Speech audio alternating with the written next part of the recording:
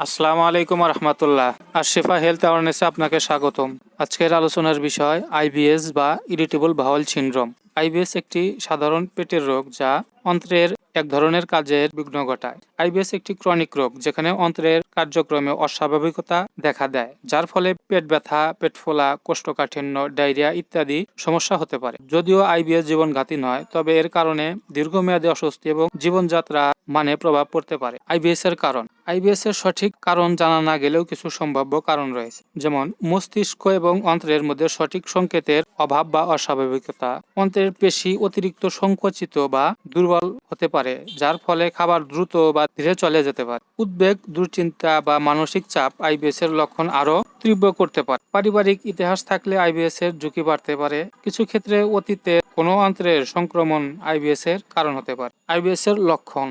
IBS এর লক্ষণগুলি ব্যক্তির মধ্যে ভিন্ন হতে পারে, তবে সাধারণ লক্ষণগুলো হলো পেটে ব্যথা বা অস্বস্তি, বিশেষ করে খাবার পরে, কোষ্ঠকাঠিন্য বা ডায়রিয়া, পেট ফোলা বা গ্যাস, মলত্যাগে অস্বস্তি বা অসম্পূর্ণতা, মলটি অস্বাভাবিকভাবে নরম বা কঠিন হতে পারে, গ্যাস্ট্রোইন্টেস্টাইনাল ট্র্যাক্টে অতিরিক্ত গ্যাস তৈরি হওয়া। আইবিএস রোগ নির্ণয়। আইবিএস নির্ণয়ের জন্য কোনো একক পরীক্ষার ফলাফল নেই, তবে চিকিৎসকগণ সাধারণত রোগীর ইতিহাস ও লক্ষণ দেখে নির্ণয় করে। কিছু পরীক্ষার অন্তর্ভুক্ত করতে পারে, যেমন শারীরিক পরীক্ষা, রক্ত পরীক্ষা, মল পরীক্ষা, কোলোনোস্কোপি ইত্যাদি। আইবিএস এর প্রতিরোধ।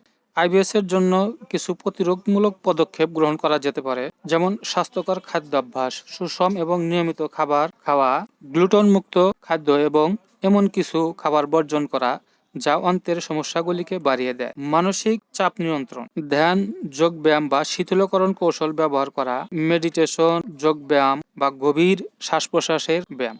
বাড়তি ফাইবার যুক্ত খাবার খাওয়া, যেমন শাকসবজি, ফল এবং শস্য। পর্যাপ্ত পরিমাণ পানি পান ও তরল খাবার গ্রহণ করার মাধ্যমে অন্ত্রের কার্যক্রম স্বাভাবিক রাখা যায়। পরামর্শ।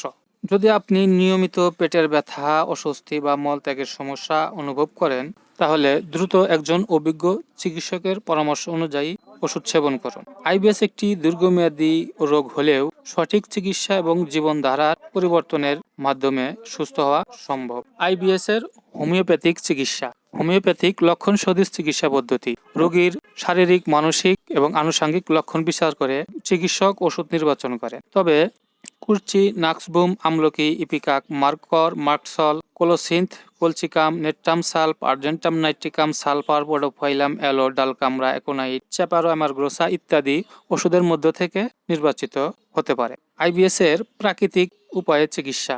প্রাকৃতিক উপাদান ব্যবহার করে অন্ত্রের সমস্যা সমাধান হতে পারে। মধু, আদা এবং লেবুর রস। প্রস্তুতকরণ। এক টুকরো আদা গরম পানিতে ফেলে চা তৈরি করুন।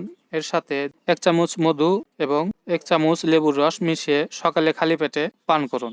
এছাড়া আমলকি, হরিতকি ও বহেরার চূর্ণ 1 চামচ রাত্রে ভিজে রেখে সকালে ছেঁকে পান করুন। এতেও কিছুটা সমাধান পেতে পারে।